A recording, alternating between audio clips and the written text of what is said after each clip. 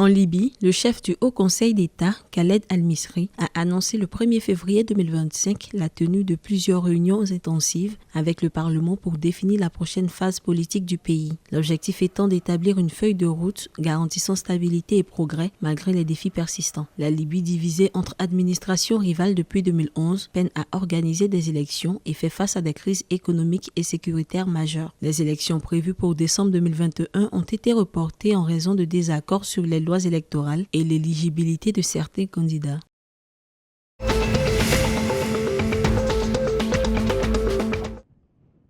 Renforcement de la coopération aérienne entre l'Égypte et la Libye. Une délégation libyenne s'est rendue le 31 janvier 2025 au centre de navigation aérienne du Caire, en Égypte, pour discuter de la gestion du trafic aérien et de la formation des contrôleurs aériens. Objectif, améliorer l'efficacité du trafic entre les espaces aériens égyptiens et libyens dans le cadre d'un protocole de partenariat avec l'Académie de formation d'Égypte Air. À noter que la Libye se positionne parmi les 5 principales destinations des exportations depuis l'Égypte avec 1,8 milliard de dollars.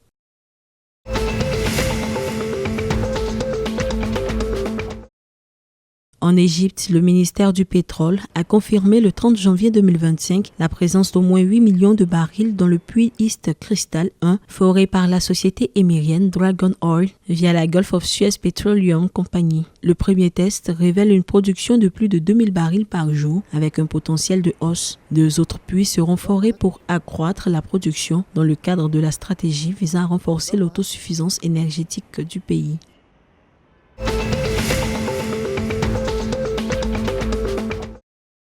L'équipe marocaine a brillé lors des Olympiades arabes de mathématiques le 31 janvier 2025. Avec 3 médailles d'or et 1 médaille de bronze, le Maroc s'est imposé parmi 16 nations participantes. Ismaël Abkari, Yahya El Wafi et Yahya Hajbar décrochent l'or, tandis que Lina Laman obtient le bronze. Une performance qui récompense l'excellence des jeunes talents sélectionnés à l'issue de l'Olympiade nationale et du championnat arabe de jeux mathématiques et logiques.